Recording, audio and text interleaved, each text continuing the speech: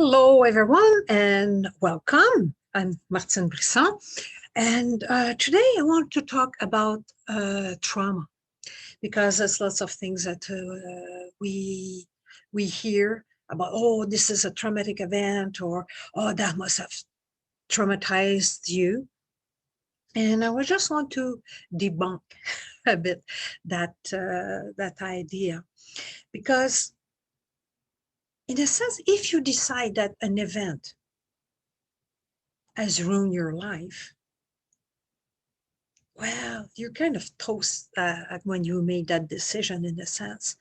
You just give power to whatever happened to you.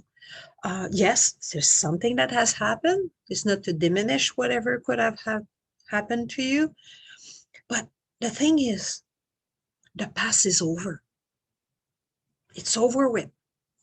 And it is not who you are.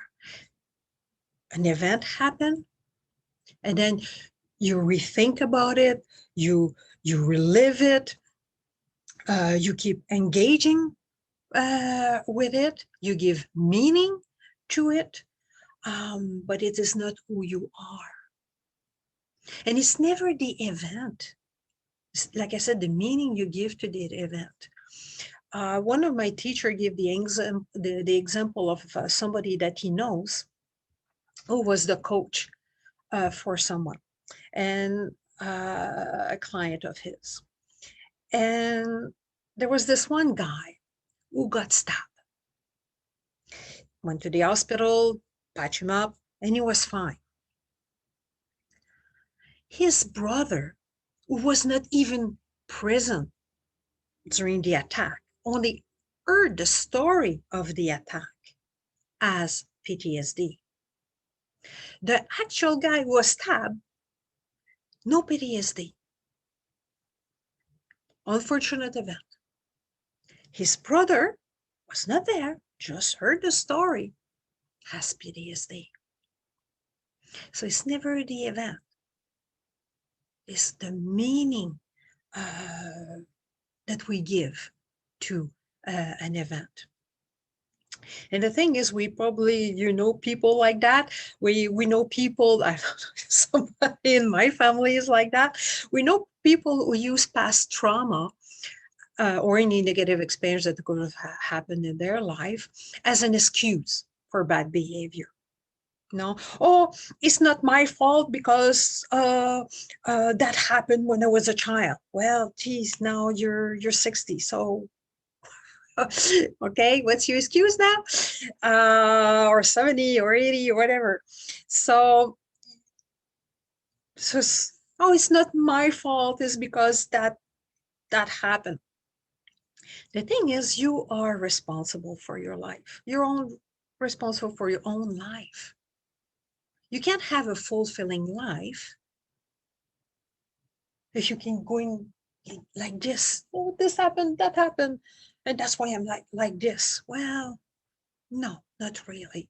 You can have a fulfilling life either when you hold grudges or have resentment at the same time. It's impossible. So, like I said, it's never an event as such that can have a traumatic event. This is what the meaning we give to it. Let's say I'm in the bank, and we are 100 people at the bank. No, pre-COVID, we're 100 people in the bank, and there's a holdup. Of those 100 people that are in the bank, only one person will have what we call PTSD. Only one of those.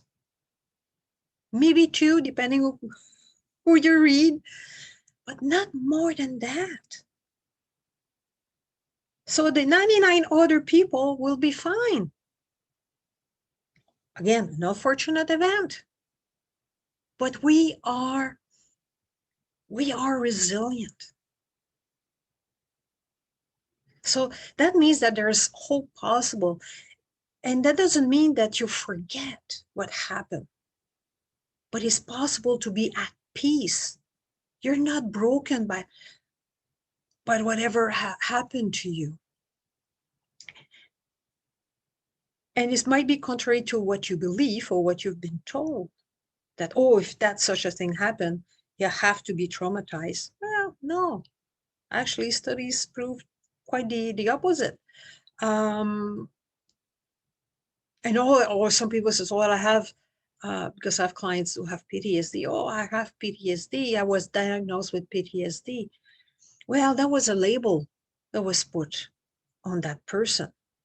It's like taking a picture of a person in time and then say, see, I'm that picture. See, that's what I am. I'm that picture. But you're not that person anymore. So it's just a label put, it's just a description of who you were at that particular time. But like I said, people are resilient, you know?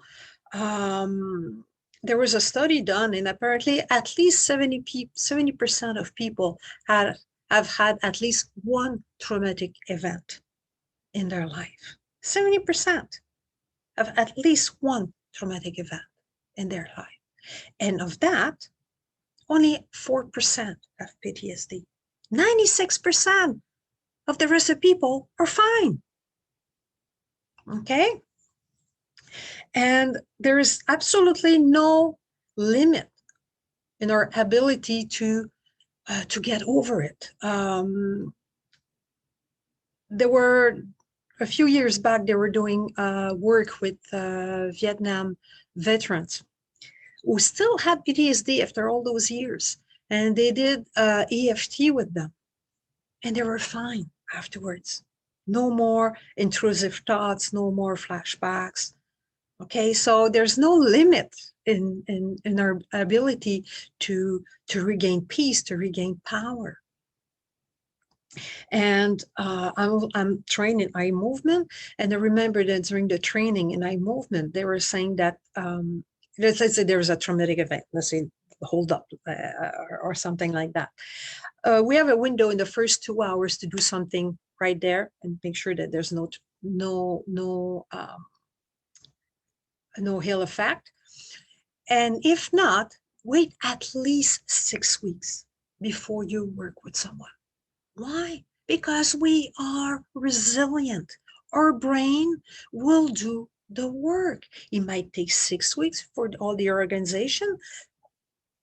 And if we don't interfere, we're going to be fine by ourselves without any interference. Same thing with rape. Apparently, there's a study also said that 83% of the people that were raped, there will be no PTSD either. So one event doesn't equal, there's no correlation really that, oh my God, poor you must be so traumatized. Well, that's traumatizing to tell somebody, because somebody doesn't feel traumatized. Oh, if I'm not traumatized, is there something wrong with me? So maybe sometimes better not to say anything. There was a little Viktor Frankl quote, let me check here, that says, can I see it? Oh, no. Oh, well, I will put it in the back. It says, I will put it in the comments, but it was a nice little quote saying that we're we're more resilient than we give ourselves credit for. And so it's always a choice now if we want to be miserable or not. We can always forgive also.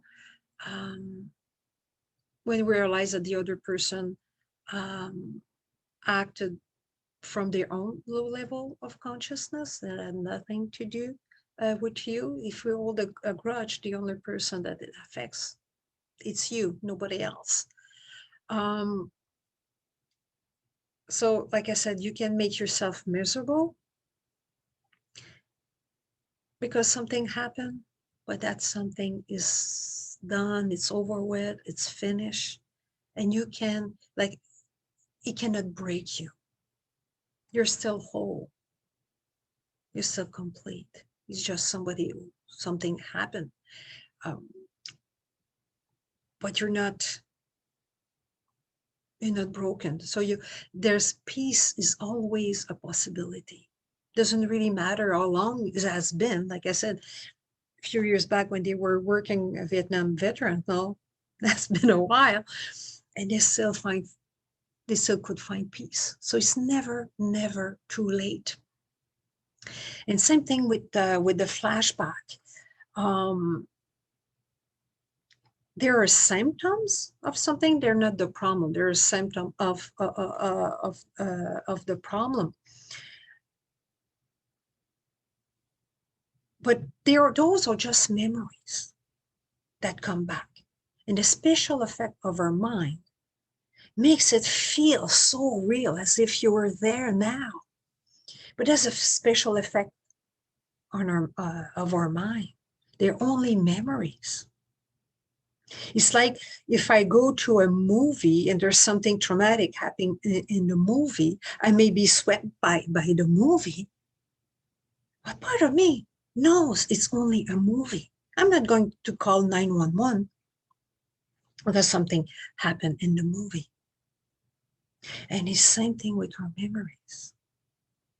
When we realize that it's something, a bad memory that is just playing a bit like a movie in my head that is on a replay.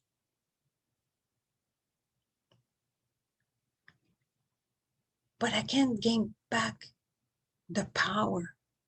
I don't have to engage with that memory. I can remind myself that, oh, that's only a memory because I'm right here, right now. I'm not there. You can change town. No, let's say that bad movie is playing again. I can change town. I don't have to engage with the bad memory. I can remind myself that's only a memory. I'm right here, right now. I don't have to give it meaning to it. I don't have to take it seriously. I don't have to engage with it. I can remind myself that it's only the special effect of my mind that makes it feel so real, but it's a movie. It's a movie from the past. And I'm right here, right now.